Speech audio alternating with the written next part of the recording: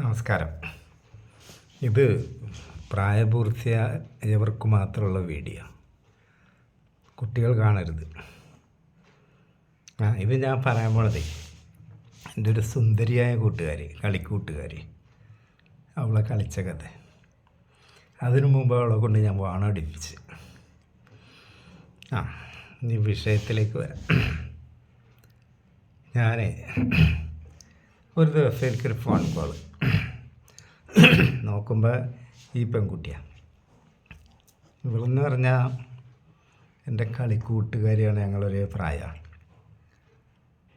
ഇവിടെ കളിച്ചിട്ടൊന്നുമില്ല, പക്ഷെ മുലക്കൊക്കെ പിടിച്ചിട്ടുണ്ട്.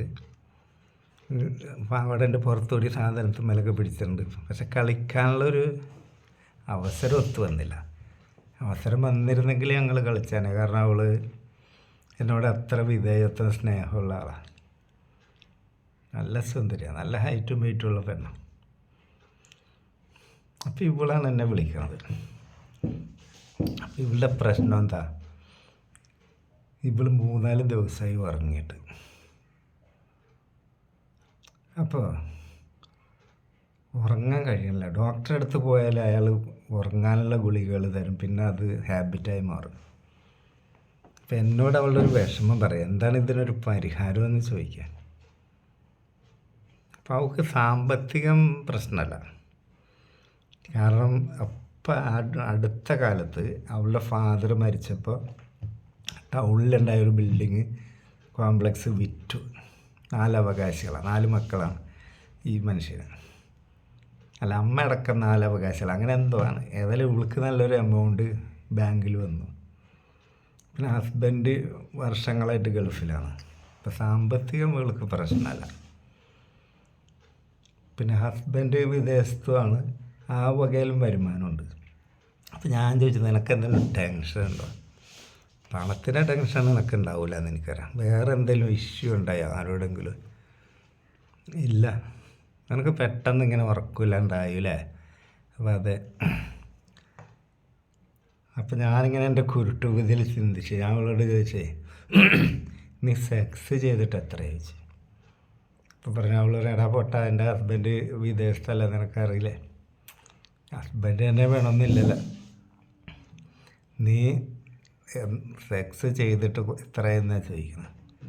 അപ്പോൾ പറഞ്ഞ് അത് കുറേയായി പറഞ്ഞു. അപ്പം ഞാൻ ചോദിച്ചു, നിനക്കിപ്പോൾ ഇനി ഹസ്ബൻഡിൻ്റെ അടുത്തേക്ക് നിന്നെ കൊണ്ടുപോകണമെന്ന് പറഞ്ഞ കേട്ടല്ലോ വിദേശത്തേക്ക്. ആ പോള ത്രില്ലിൽ നിനക്ക് ഉറക്കം നഷ്ടപ്പെട്ടതാണ്. ഞാൻ അങ്ങോട്ട് പോകണതും ലൈഫ് ഇനി വേറൊരു രാജ്യത്തല്ലേ. അപ്പോൾ ഇവള് പറഞ്ഞു, ആ ത്രില്ലൊന്നും എനിക്കില്ല, അതൊരു നനഞ്ഞ പടക്കമാണ്, അവിടെ പോയിട്ടും വലിയ കാര്യമില്ല, ആ കാര്യത്തിൽ ഫെയിലിയറാണ്. അപ്പോൾ ഞാനൊരു സൈക്കോളജിസ്റ്റൊന്നുമല്ല, പക്ഷേ സ്ത്രീകളുടെ പ്രശ്നങ്ങൾ ഏറെക്കുറെയൊക്കെ എനിക്ക് മനസ്സിലാവും. ഞാൻ ഇവളോട് പറഞ്ഞു, നിൻ്റെ ഉപബോധ മനസ്സിൽ നിനക്ക് സെക്സ് ചെയ്യാനുള്ള ഒരു ടെൻഡൻസി ഉണ്ടായിരുന്നു. നിനക്ക് ശരിക്കൊരു ഓർഗാസം വന്നാൽ നിൻ്റെ കുറേ പ്രശ്നങ്ങൾ തീരും. അപ്പോൾ ഇവർക്ക് ഓർഗാസം എന്ന് പറഞ്ഞപ്പോൾ മനസ്സിലായില്ല. ഞാൻ പറഞ്ഞു, നിനക്ക് കയ്യും കൊണ്ടായാലും എന്തായാലും രതിമൂർച്ച വരുത്തണം. ഒറ്റ പ്രാവശ്യം ട്രൈ ചെയ്ത് ചിലപ്പോൾ നിനക്ക് അതോടുകൂടി നിനക്ക് ഉറക്ക് ക്ലിയർ ആവും പറയും.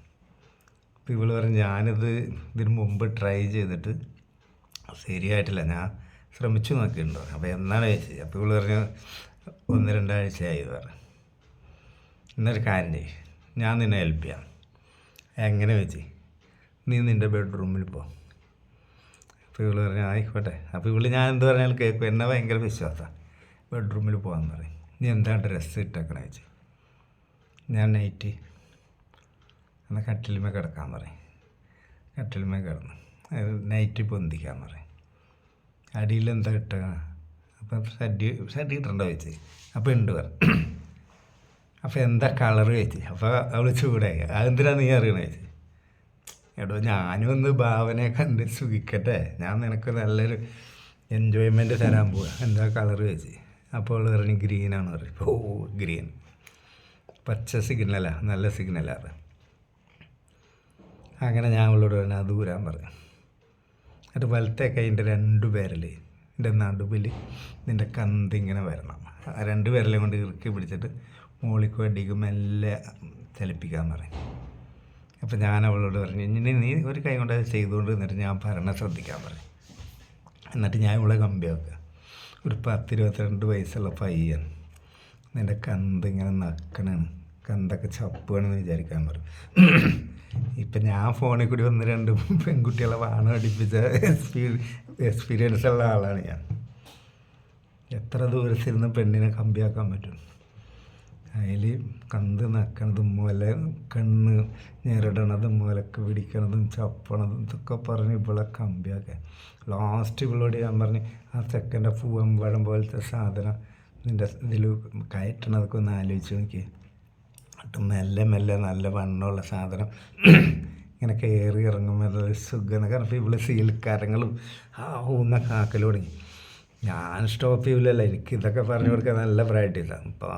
പറഞ്ഞ് അവസാനം ഇവൾക്ക് ശ്വാസഗതി സ്പീഡായി. ഇതെനിക്കിവിടെ മനസ്സിലാവും.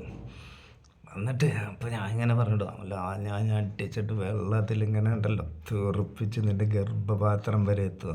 അത്ര ഫോഴ്സിലാണ് ശുക്ലം തെറിക്കണം. ചെക്കന്മാരെ ശുക്ലത്തിനും സാധനത്തിനൊക്കെ ഭയങ്കര ശക്തിയാണെന്നൊക്കെ പറഞ്ഞപ്പോഴേക്കും അവിടെ പൊട്ടി എന്നൊക്കെ പറഞ്ഞു. പിന്നെ മെല്ലെയുള്ള നിശ്വാസങ്ങളും ഇതൊക്കെ. അത് കഴിഞ്ഞിട്ട് പിന്നെ മിണ്ടല്ല.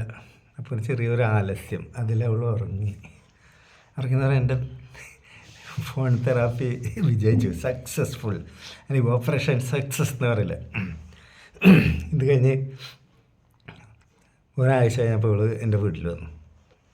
ഞാൻ മാത്രമേ ഉള്ളൂ. വീട്ടിൽ വന്നപ്പോൾ ഇവള് മുടിഞ്ഞ ക്രിക്കറ്റിൻ്റെ ആളാണ്. ഇവളപ്പം തന്നെ TV ഓൺ ചെയ്ത്.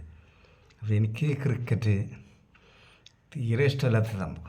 ഞാൻ അതിൻ്റെ സ്കോറൊന്നും നോക്കല്ല, എനിക്ക് ശരിക്കും ആ കളിയോട്ട് അറിയാനും പാടില്ല.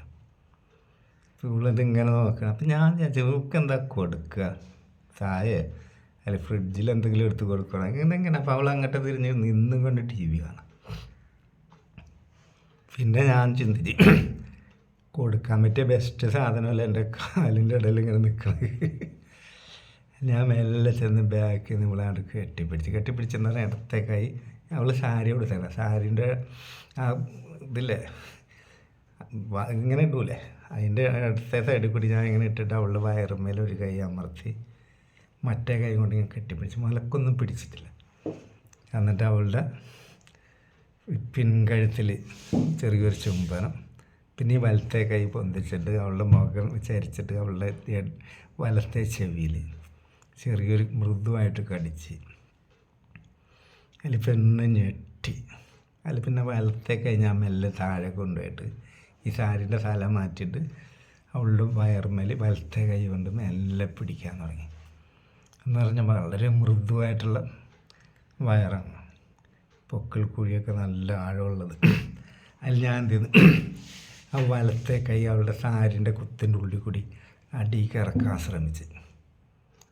കൂടുതലും എനിക്ക് വേണ്ടി ചെയ്താൽ ചിലപ്പോൾ സമ്മതിക്കില്ല. ഇവൾക്ക് നല്ല വിശപ്പുണ്ട് എനിക്കറിയും.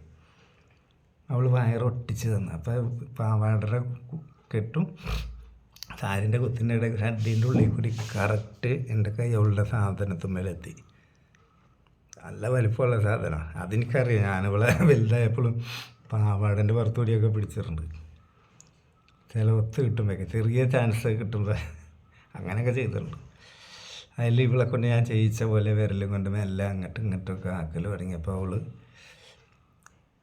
വഴങ്ങിയിട്ടുണ്ടെന്ന് എനിക്ക് മനസ്സിലായി. പിന്നെ കൈ ഞാൻ അവിടെ നിന്ന് എടുത്തിട്ട് അവളെ ഇങ്ങോട്ട് തിരിച്ച് നിർത്തി. ആ ചുണ്ടുകൾ ഞാൻ വായിലാക്കി.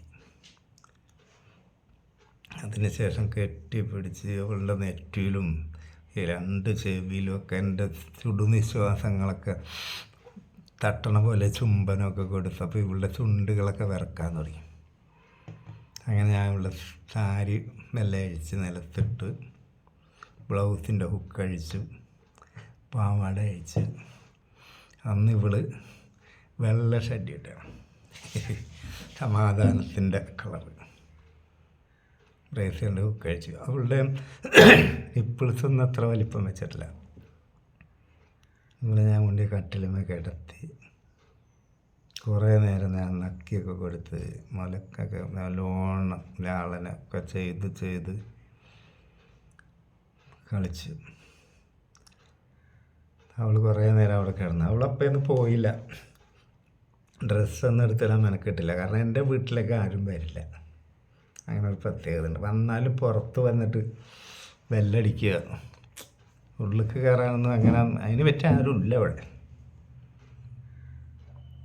2 കളി കളിച്ച് അത് കഴിഞ്ഞിട്ട് പിന്നെ സന്ധ്യയായപ്പോഴാണ് അവൾ പോയത്. പിറ്റേ ദിവസം അവൾ വന്നു. അപ്പം അവളുടെ പ്രശ്നം ഇത് തന്നെയായിരുന്നു. അവിടെ വർക്ക് എല്ലാം ക്ലിയറായി, നോർമലായി. ചില പെണ്ണുങ്ങൾക്ക് അത് എന്താ സംഭവിക്കണമെന്ന് മനസ്സിലാവില്ല. അവളുടെ ഉപബോധ മനസ്സ് സെക്സ് ആഗ്രഹിച്ചിരുന്നു.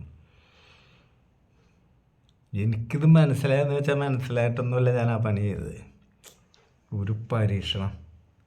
പിന്നെ ഇത് ചെയ്ത് ഗതിമൂർച്ച വന്ന ഏത് പെണ്ണിനും ഉണ്ടാവില്ല ഒരു ആലസ്യവും തളർച്ച. ചുമ്മാ ഒരു പരീക്ഷണം. പക്ഷെ അത് സക്സസ്ഫുള്ളായി എന്നുള്ളതാണ്. അതായത് കുറേ ഇവള് പിന്നെന്താ ഈ ഭക്തി കുറച്ച് കൂടിപ്പോയി ഇവൾക്ക്. പിന്നെ ഇവൾക്ക് പുറമക്കാരെ വിളിച്ച് കളിപ്പിക്കാനുള്ള ധൈര്യമില്ല, അതിനുള്ള ചാൻസും അവൾ താമസിക്കുന്നിടത്തില്ല. ഒരാൾക്ക് ഞാൻ കൊടുത്താൽ പിന്നെ ആ കെയർ ഓഫിൽ പലർക്കും കൊടുക്കേണ്ടി വരും. അങ്ങനത്തെ ഒരു ഏരിയയാണത്. അപ്പോൾ അവൾ ആ ഭാഗം ചിന്തിച്ചിട്ടില്ല. പിന്നെ വാണം അടിക്കണമെങ്കിൽ അതിന് പൈസയൊന്നും കൊടുക്കണ്ടല്ലോ, അതാരും അറിയില്ലല്ലോ. ഞാൻ ഫോണിൽ കൂടി നല്ലോണം കമ്പിയാക്കി കൊടുത്തു. കമ്പിയാക്കി എന്ന് പറഞ്ഞാൽ അതെന്തൊക്കെയാണ് ഞാൻ പറഞ്ഞതെന്ന് അപ്പം എനിക്കൊരു മൂടാനുണ്ട്.